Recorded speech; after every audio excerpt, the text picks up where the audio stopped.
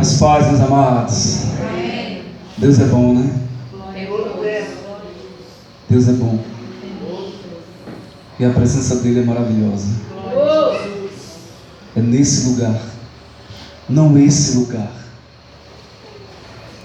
Nesse lugar. No Espírito.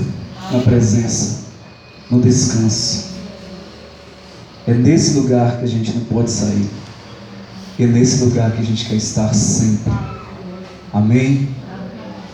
Eu estou assim... Rafa, a gente vai toda sexta pro presídio, né? Ele vai segunda e sexta e eu vou sexta com ele, de manhã e à tarde. Na sexta passada, existe um projeto lá no presídio, de um assistente social, que há 2 anos ela tenta implantar a escola fundamental e média lá no presídio. E alguma forma de ressocialização dos detentos. Então ela vai há 2 anos. E aí, depois de 2 anos, ela conseguiu que o governo do estado viesse para implantar isso aqui no presídio. E em meio a esse projeto dela de implantação de escola no presídio, ela queria um outro tipo de trabalho para ajudar na ressocialização, ajudar a atrair os detentos para depois aí eles começarem a ir para essas outras atividades. E ela falou que ficava assim, há 2 anos atrás, uma doida, tentando procurar uma pessoa para ajudar a fazer isso. Ela queria que fosse algum pastor que levasse a palavra de Deus também, fizesse um trabalho assim. E ela ligou para algumas igrejas e tal, e as pessoas não queriam. Presídio não. E aí ela falou que um dia está lá e dá de cara com o Rafael e... Você é pastor? Eu sou pastor. Ô pastor, eu tenho já falou até meio desanimada com ele. Eu tenho um projeto aqui na igreja, eu queria ver se tinha algum pastor, alguma igreja que viesse aqui para fazer um trabalho com os detentos, de evangelização. Rafael, eu quero. Não, mas vou terminar de falar. Não, eu quero. Você quer, pastor? Quero. E na verdade a gente estava fazendo, né? É o quê? Para vir aqui trazer a palavra, trazer o teclado para cantar com eles, ensinar música e tal. Não, eu quero. Ele passou, você aceita? Ele aceita sim. E nisso já tem aí eu estou quase derrubando a escola. E nisso já tem quase 2 anos que a gente está lá fazendo esse trabalho no presídio. E hoje, né, na sexta-feira, ela conseguiu, depois de 2 anos de trabalho, e aí a gente ministra para eles a palavra, a gente canta louvores com ele, a gente faz um trabalho lá de divisão vocal e com músicas e tal. Eles compuseram a música. E aí a gente toca essa música lá junto com eles. Em dezembro passado, nós fizemos a primeira apresentação com o coral do presídio. Sem contar que nós batizamos 19 nisso, foi, né? 19 detentos no ano passado, em dezembro. E esses 19 fazem parte também do coral. E aí nós apresentamos no dia 24 de dezembro, lá no presídio, para mais de 350 pessoas. Eles cantando a música que eles compuseram, junto com outras, e a gente ministrando para eles, e a família deles toda presente. Aquela coisa foi um quebrantamento, foi um mover de Deus, uma coisa assim, fantástica. E aí na sexta-feira saiu a concretização disso, e aí ela queria que Rafael fosse, né, que a gente fosse para lá conversar com os coordenadores, os bambambam de tudo lá, mostrar um pouco do trabalho que a gente faz, né, que o nome do projeto é Vozes que Sonham. E aí Rafa pega e vai para Belo Horizonte, inventa de ir para Belo Horizonte e tal. Aí falou assim com ela, não, mas Diego vem. Eu olhei para ela e falei, vem para onde? Não, você vem aqui quinta-feira e tal. Eu falei, tá bom, eu venho. Mas assim, já me cagando de medo. Medo assim, porque eu sempre vou e a gente tá sempre lá e tal, mas eu falei assim, poxa, vem coordenador de geral da Bahia, não sei o que, superintendente da Bahia, que não sei o que e tal. Aí eu falei, não, Rafa, eu vou. Eu falei assim, eu vou. Foi igual aquele tropa de elite, né? Missão dada e missão cumprida. Aí eu falei, eu vou. Porque tem uma ministração que o pastor Weber fala assim, meu irmão, não fique invejando o chamado do outro, não. Tenha coragem de assumir o seu chamado.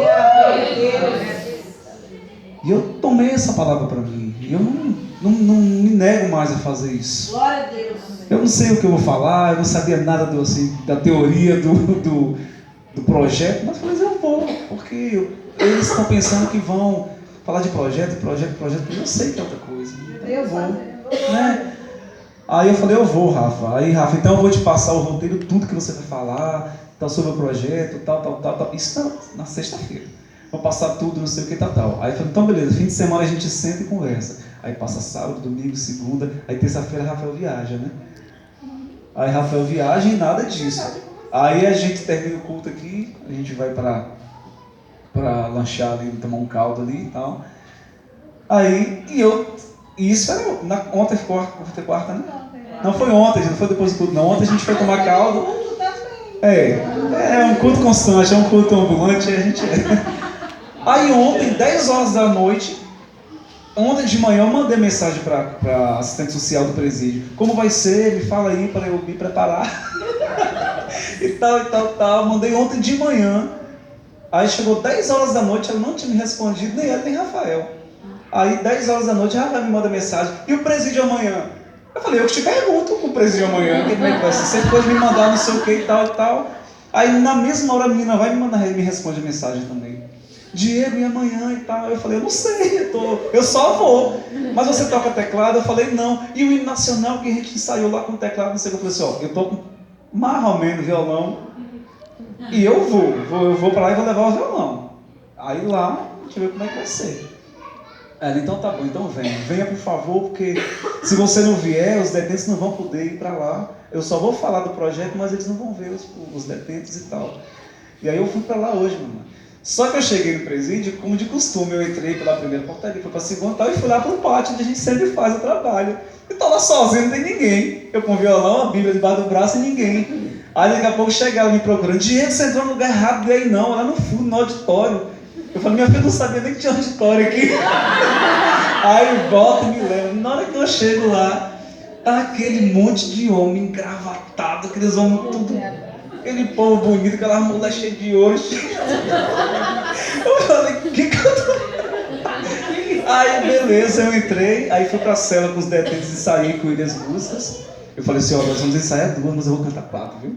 Aí vocês ficam preparados, vou cantar essa.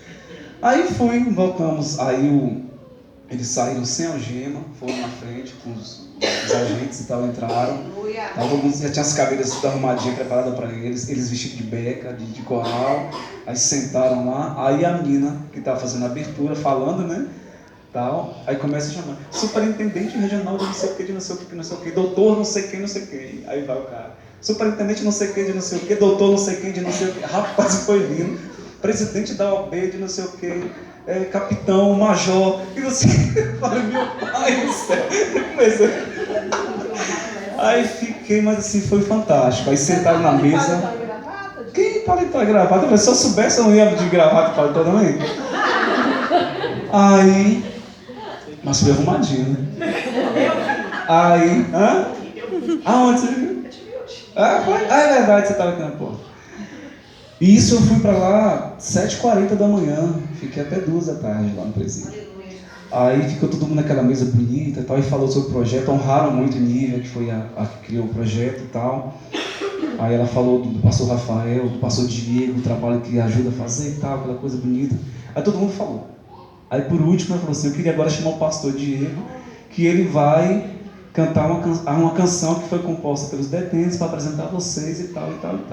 Aí eu peguei o violão e cantei a música deles, junto com eles, né? Só dava a entrada e eles cantaram. E foi aquele negócio bonito assim. Tinham 20 e poucos detentos assim, porque não deu para ir todo mundo, porque hoje também teve visita. Então vários deles estavam na visita. E aí foi assim aquela coisa fantástica, assim, lindo. Aí eles gostam, ele fala que eu escuto já a minha cara, eu vou pedir para gravar essa música só porque... Aí cantando essa canção, quando eu olhei, tinha gente na plateia, assim, chorando, o pessoal chorando e tal. Professores da Unisul, muitos professores da Unisul e tal, e aí, né, aí depois eu fui o último. Aí eu terminei de cantar, aí eu olhei pra Nívia, ela, dá uma palavra, fala alguma coisa. Eu falei, é isso que eu queria. Aí foi muito rápido. Eu falei assim, eu queria que em nome do pastor Rafael, em nome do Ministério Ouvir e Crer, agradecer a você, Nívia, por ter nos inserido nesse projeto E o pastor Rafael aceitou esse projeto porque ele viu verdade nisso. E a verdade que a gente acreditou em você é de que as pessoas podem ser ressocializadas, elas podem ser transformadas. E a gente usa a palavra de Deus para fazer isso na vida delas e tal e tal. E eu queria deixar uma palavra para os detentos e para todos vocês.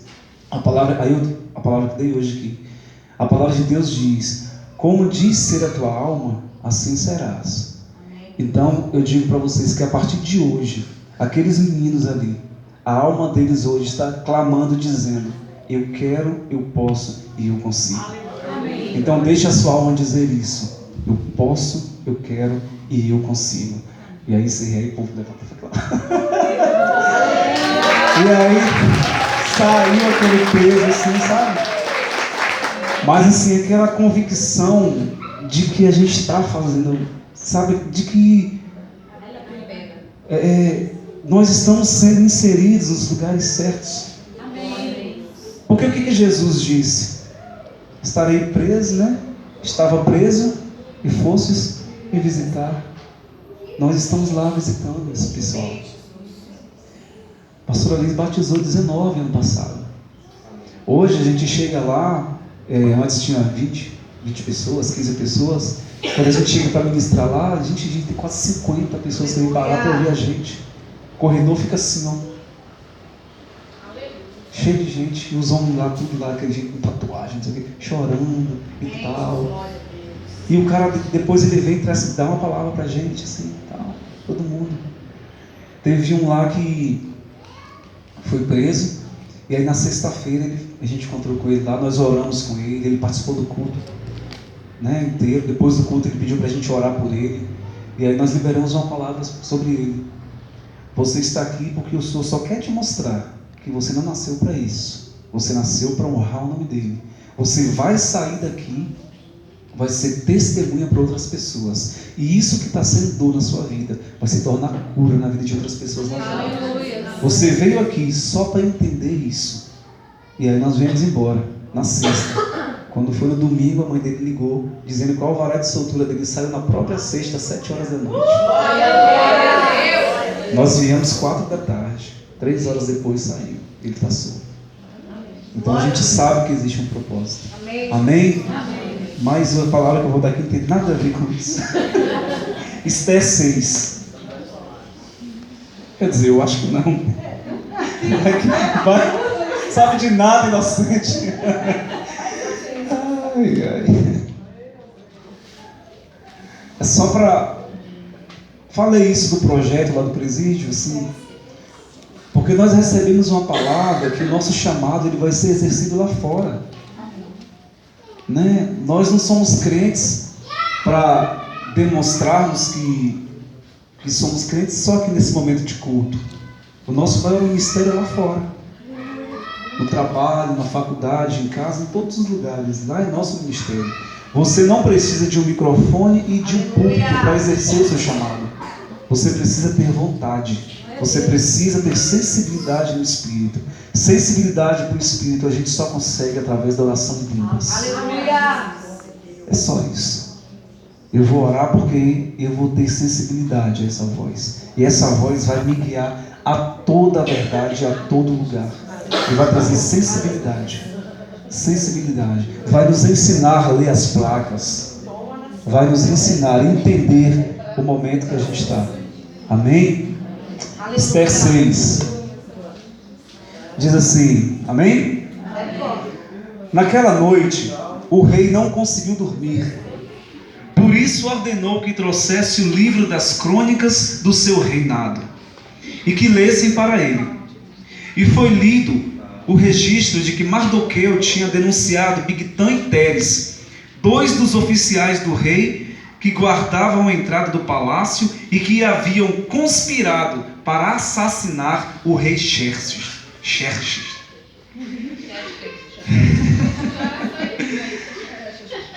E aí o rei perguntou assim: que honra e reconhecimento Mardoqueu recebeu por isso?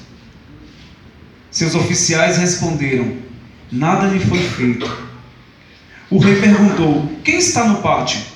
Ora, Amã havia acabado de entrar no pátio externo do palácio para pedir ao rei o enforcamento de Mardoqueu na forca que lhe preparara para ele. E os oficiais responderam: é Amã que está no pátio. Faça-no entrar, ordenou o rei. Deixa eu ver até onde eu leio. O 6. Entrando Amã, o rei lhe perguntou: o que se deve fazer ao homem que o rei tem o prazer de honrar?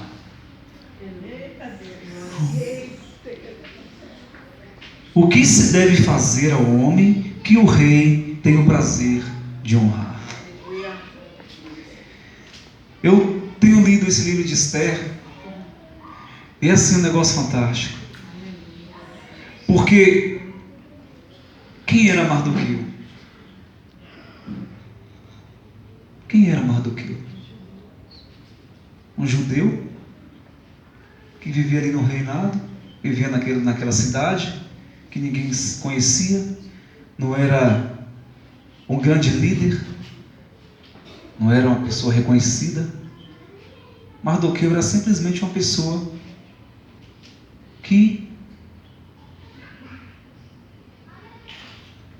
decidiu na sua vida honrar Deus. Ele era simplesmente um homem de Deus, um homem que vinha para o ministério ouvir e crer, para os cultos, uma pessoa que aprendeu a orar em língua em casa, que meditava na palavra. Ele era um crente, ele era um cristão, uma pessoa que acreditava na palavra de Deus, se conhecia a palavra de Deus, acreditava. E todos conhecem a história de Esther. O rei dá uma grande festa para mostrar todos os seus bens, toda a sua glória, toda a sua riqueza. Ele dá uma festa de 180 dias. Chama todos os príncipes das cidades vizinhas, de todo o seu reinado, para mostrar para ele: eu sou o cara. E um dado momento da festa, o rei fala assim: eu agora vou mostrar a minha esposa, a minha rainha, para esse povo. Eles vão babar. E aí manda chamar a rainha Vasti. E ela fala assim: eu não vou não. E o rei fala assim: manda chamar ela aqui. Eu não vou não. Rei, ela falou que não vai não. Não vai? Como assim? Desobedeceu a minha ordem? Fala que eu estou chamando. Ela disse que não veio. E aí o rei pergunta aos seus sábios: o que se deve fazer a uma mulher que não obedece à ordenança do rei? Resumido, ele diz assim: destitui ela do trono, tira esse poder dela de rainha, pronto. O rei: vou fazer isso, pronto, a partir de hoje ela não é mais rainha. E aí depois o rei pergunta assim, aí depois os sábios vêm e falam assim com o rei: rei, eu acho que você deveria fazer o seguinte: separa as mulheres mais belas daqui de todo o seu reinado aqui, as virgens e belas, faz um concurso e escolhe a mais bonita para você, para assumir o lugar dela. Boa ideia. E aí o rei vai e faz esse concurso, e o rei se encanta por uma moça chamada Esther, que era sobrinha de Mardoqueu, sobrinha e enteada, né? Porque ele na verdade criou ela, ele era como se fosse o padrasto dela. E o rei simplesmente escolhe ela, porque ela era muito bonita. E Deus sempre vai colocar um anjo em nossa vida. Deus sempre vai colocar um anjo em nossa vida. Deus sempre vai colocar uma pessoa para nos orientar. Deus sempre vai colocar uma pessoa para ser a expressão dele em nossas vidas. Porque muitas vezes nós não conseguimos compreender as verdades de Deus para nossas vidas. Muitas vezes a gente fica como Paulo, cego por escamas, conhece a palavra, conhece tudo, mas o Espírito ainda não foi vivificado dentro da gente. E aí Deus sempre coloca algumas pessoas dessas em nossas vidas. Eu posso dizer aqui que essa pessoa na minha vida foi Rafael. pastor Rafael, outros aqui vão dizer que foi a pastora Lisiane, outros vão dizer que foi o pastor Ionara, outros vão dizer que foi, né, pastor Agno. E assim são pessoas que Deus escolhe para nos arrancar daquele lugar de engano. E esse foi Mardoqueu, que orientava Esther e tudo. Mas eu quero falar muito aqui de Mardoqueu. Mardoqueu? E ele era aquele guardião de Esther. Ele protegia Esther, ele orientava Esther como ela devia se comportar no palácio, o que ela deveria fazer. E acaba que Amã fica revoltado com Mardoqueu, porque Amã queria que quando ele passasse, todo mundo se prostrasse diante dele. Mardoqueu não fazia isso, porque ele só adorava o nosso Deus, né? Só se prostrava diante de Deus. E ele ficou tão irado e decidiu matar todo o povo judeu. E Amã chega. O que eu quero me ater nessa parte. Amã está na porta do palácio esperando Esther para dar uma orientação para ela. Mardoqueu estava na porta do palácio esperando Esther para dar uma orientação para ela. E aí ele escuta 2 guardas conversando e dizendo que iam armar uma arapuca para matar o rei. Ele estava ali por acaso, ele não foi lá na intenção de fazer aquilo, ele estava ali por acaso. E ele escutou aquilo. E ele mandou que um jovem chamasse Esther e conversou e falou para Esther: Esther, eu ouvi isso do fulano de tal, dos guardas aqui disseram que vai matar o rei. E Esther vai e conta isso para o rei. O rei manda apurar se aquilo era verdade, se de fato, né, fazer uma investigação para saber se de fato aqueles guardas queriam matar, e descobre que era verdade. E aí eles prendem aqueles guardas e matam e tal. E aí tranquilo. E Amã fica naquela peleja. Por quê? Porque ele estava ali. Qual era o momento de Mardoqueu? Uma sentença de morte. Qual era a circunstância que ele estava vivendo naquele momento? Ele estava vivendo uma sentença de morte. Porque Amã tinha arquitetado um plano para matar o povo judeu. E Mardoqueu também seria morto nesse plano. Então, qual era a circunstância que Mardoqueu estava vivendo? Uma circunstância de uma sentença de morte. E eu pergunto a você, qual a circunstância que você está vivendo? Qual a circunstância natural que os seus olhos têm visto que não há solução? O que você está passando que você olha e você fala assim: meu Deus, foi decretado uma morte para mim. Foi decretado uma injustiça a meu respeito. Eu estou vivendo uma situação em que eu não consigo resolver. Por quê? Porque esse decreto veio lá do reino, veio do reinado, de uma pessoa muito forte, uma pessoa que era o braço direito do rei. Então não existia possibilidade disso não acontecer, porque o rei falou: pode fazer, pode mandar matar todo mundo. O rei deu essa palavra para Amã: pode mandar matar, pode matar todo o povo. E ele preparou uma forca e falou: vou matar Mardoqueu aqui nessa forca, vou enforcar ele aqui. Já estava tudo pronto, o decreto de morte. Os executores já estavam saindo para fazer aquilo. E eu tenho vindo muito ao meu coração sobre essa questão de circunstâncias que a gente vive. Porque a palavra do pastor Heber diz isso, que a início a nossa grande luta não vai ser com os demônios e com as potestades. A nossa luta principal vai ser contra a nossa alma, porque a nossa alma ainda se abate diante das circunstâncias. A nossa mente, a gente tem um desejo de viver nesse lugar espiritual, onde a gente consegue ter essa fé espiritual para vencer essas coisas, mas a nossa alma ainda está aqui, a nossa alma ainda grita forte, e a gente se abate, a gente tem se abatido em muitos momentos, por causa das circunstâncias que a gente tem vivido. Se eu perguntar aqui, muitos aqui vão levantar a mão e dizer: eu estou passando por um momento assim e eu não tenho força, eu não estou conseguindo sair dessa situação.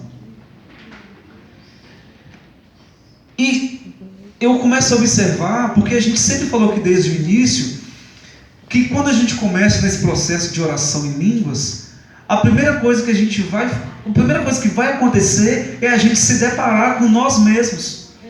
Porque a gente vai ficar de frente para um espelho, e esse espelho é um raio-x, é uma ultrassonografia, é uma ressonância que mostra tudo que está dentro da gente. E aí daqui a pouco, mas a gente continua nesse processo de oração. E aí daqui a pouco eu começo a perceber, eu falei: não, mas eu sempre fui humilde. Eu sempre fui uma pessoa humilde. Eu sempre achei que eu era uma pessoa humilde. Né? Me orgulho de ser humilde, só se for. E daqui a pouco você começa a perceber que não. Que você é muito orgulhoso. Que você é muito vaidoso. Você começa daqui a pouco a perceber que você é muito arrogante. Que você é muito prepotente. Você começa daqui a pouco a perceber: de fato eu gosto de humilhar as pessoas. E aí a gente começa a perceber. E eu lembro que eu fiz assim, eu machuquei o joelho, eu rompi os ligamentos do joelho, eu fiz a cirurgia. E aí só fiz a cirurgia porque eu queria voltar a jogar bola. O médico falou assim: se você não fizer, você não vai jogar bola mais nunca. Eu falei: pode marcar a cirurgia, que se jogar bola não dá. E aí fui para fisioterapia. Ele falou: você vai fazer mais ou menos uns 7 meses de fisioterapia todos os dias. 7 a 8 meses. Eu falei: tudo bem. Aí comecei a fazer. Aí quando deu 5 meses, ele me chamou e falou assim: cuidado, porque muitos dos meus pacientes, quando dá 6 meses de recuperação, eles acham que estão prontos, sarados. E aí eles vão jogar bola, eles vão fazer isso aqui e machuca de novo. Aí ele falou de um que tinha feito a cirurgia, com 6 meses foi pro Pedrão. Chegou no Pedrão, se empolgou, pegou a neguinha lá para dançar um forró, daqui a pouco o joelho arrebentou o joelho dançando, Pedrão. Com 6 meses. Aí ele falou comigo assim: o perigo dos 6 meses. Por quê? Porque você olha, você não sente dor e está cicatrizado por fora, mas por dentro ainda não. Aí ele falou que esse é o perigo. Meu Deus! Aleluia! Às vezes por fora está cicatrizado e a gente nem sente dor, mas quando a gente de fato olha para dentro, a ferida ainda está aberta. Você acha que está pronto? Você acha que está pronto. E aí tem 2 perigos: você sair e querer fazer as coisas na tora. Eu agora vou falar em nome de Deus, eu vou falar em nome de não sei o que, vou ensinar todo mundo agora a teoria da oração em língua, a vida do Espírito e tal. Você começa a sair, você ainda não está fundamentado. Ou então a pessoa, quando chega nesse momento, ele desiste, porque ele não aguenta mais. Ele não consegue aceitar que ele tem tanta podridão dentro dela. E aí ela prefere fazer o quê? Ela prefere voltar para os moldes da religiosidade, do que está acontecendo em várias igrejas. Você está lá, você está cheio de ferida, você está cheio de traumas, você está cheio de coisas, mas ali está confortável, está muito bom, porque tem um louvor bonito, a pregação é muito... O pastor é muito persuasivo, então é uma palavra poderosa. Então é muito confortável ele voltar para ali. Esse cara vai para o céu, vai ser salvo, mas ele vai perder a oportunidade de viver aqui na terra tudo que Deus tem para ela. Ela vai ser salva, ela vai estar lá no banco, sentadinha, recebendo a palavra, muitas vezes ministrando, pregando, mas não vai estar vivendo o que Deus preparou para ela viver.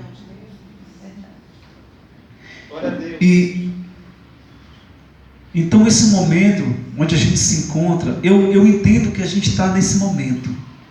Eu entendo que a gente está nesse momento. Ou desiste, ou manda a alma calar-se. Ou retrocede, porque não aguenta mais, ou determina: cala-te, minha alma. A gente está nesse nível, é esse momento. E o que vai acontecer daqui para frente em nosso ministério depende da nossa decisão. Depende dessa decisão. eu vou determinar para minha alma: fica calada. Cala. Obedeça o que diz o Espírito.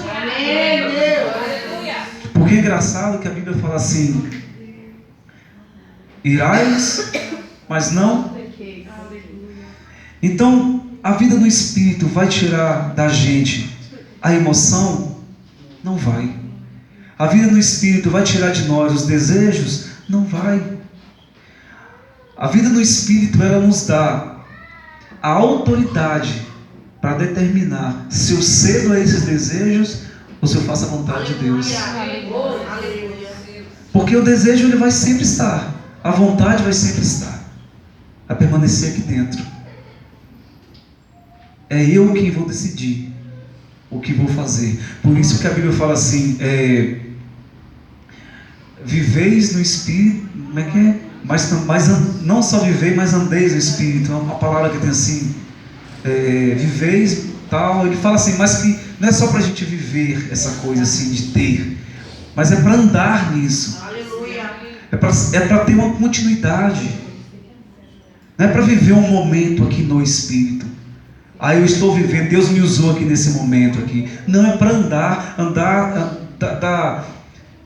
dar um entendimento de caminhar, de dar segmento, de ir para frente, ser contínuo. Andar é isso. Viver, eu posso viver aqui nesse momento. A mula, quando falou, ela viveu. A mula viveu no Espírito naquele momento. A mula viveu aquele momento.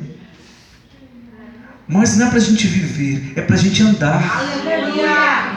É andar, é contínuo, é dar continuidade, é seguir, é romper, é estar sempre, até nos tornar.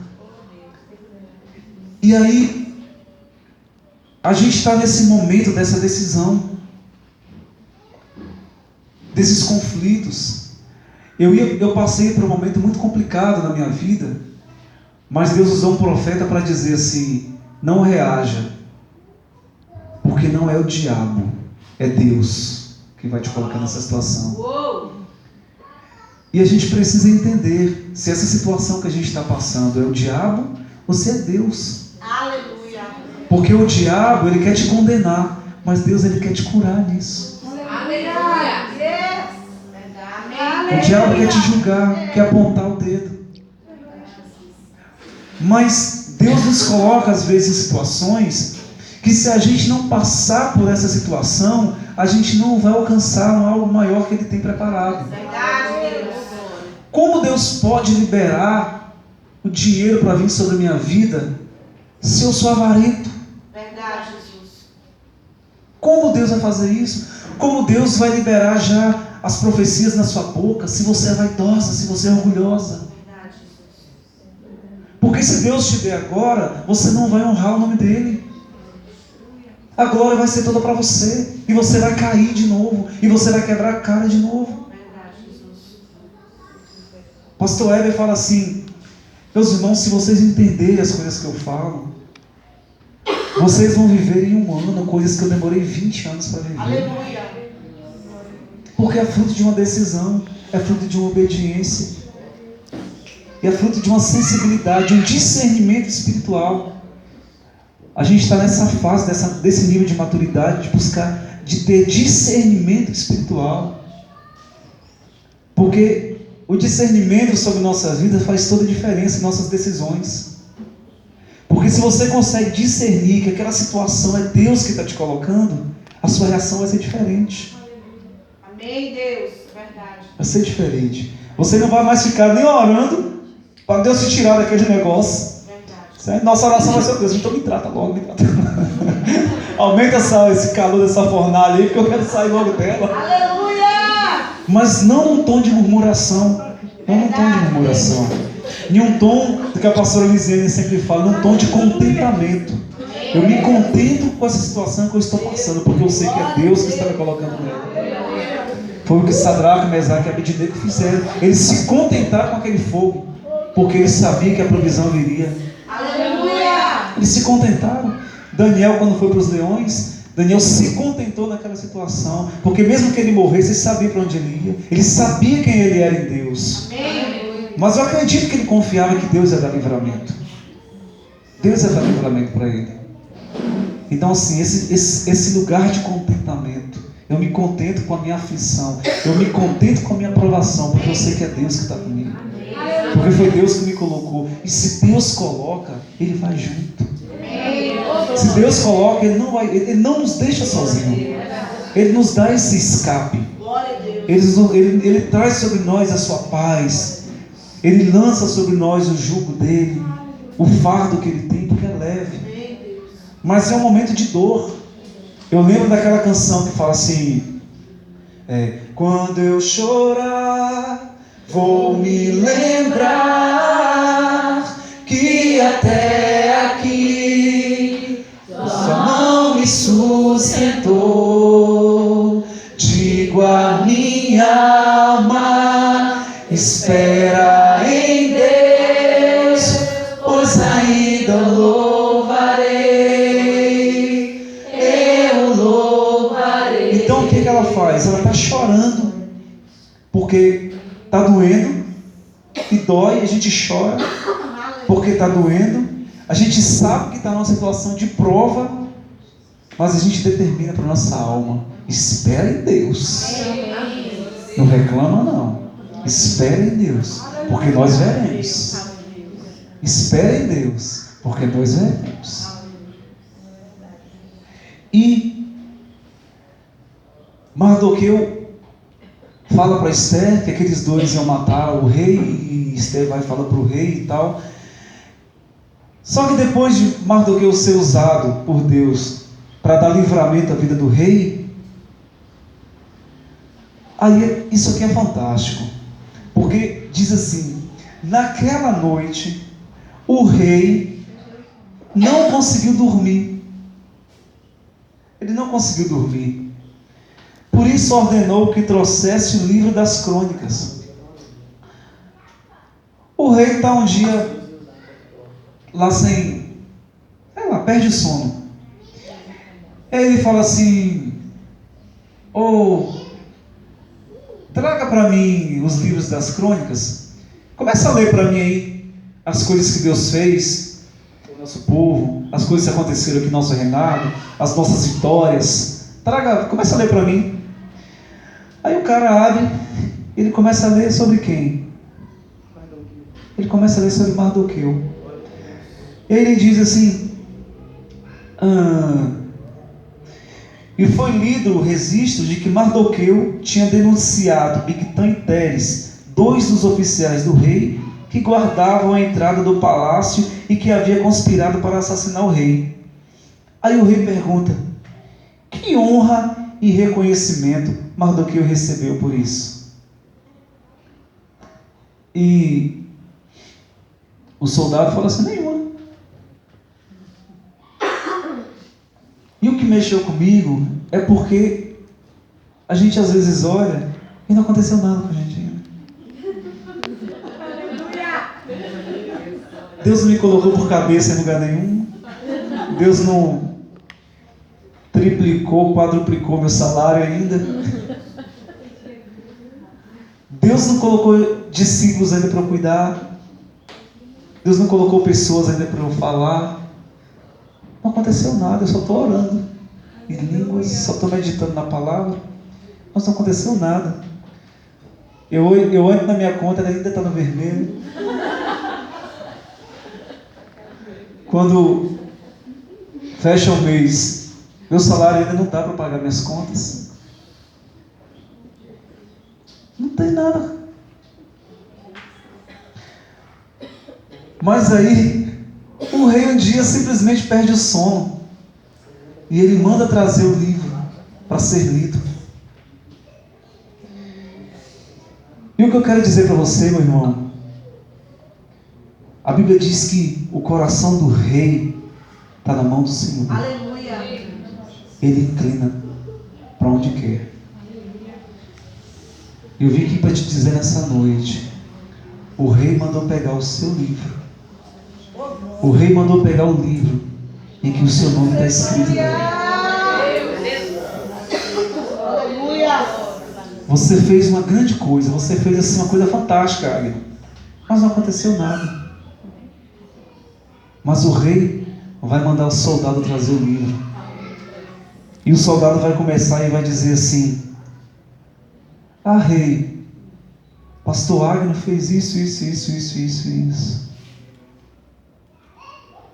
Val fez isso. Santana fez isso. E o rei vai perguntar: e o que foi feito por ele? E o soldado vai dizer assim: nada, ainda nada. E o rei vai dizer: manda chamar ele aqui.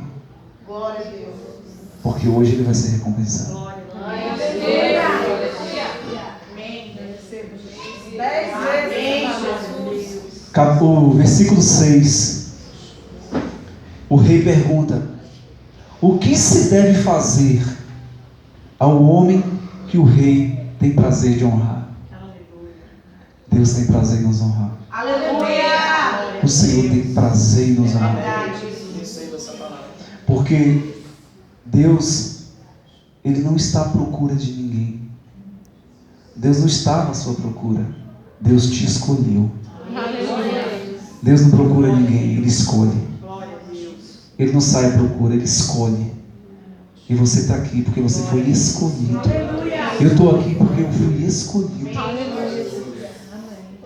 Fui escolhido. Nós fomos inscritos na faculdade do Espírito. E nós estamos aprendendo, sendo ensinados na faculdade do Espírito.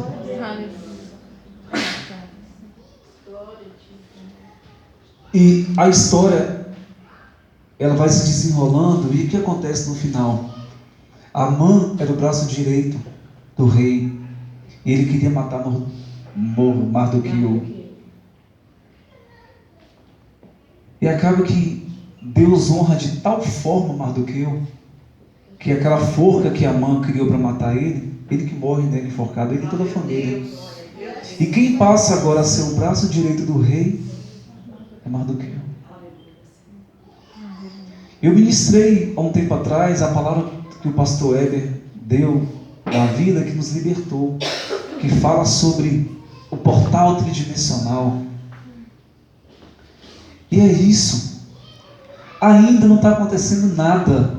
Você ainda não conseguiu perceber.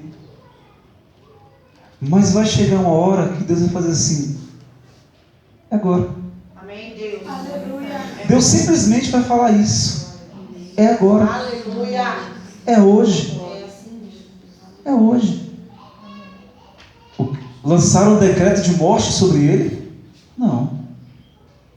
Não. Porque não é isso que eu tenho para ele.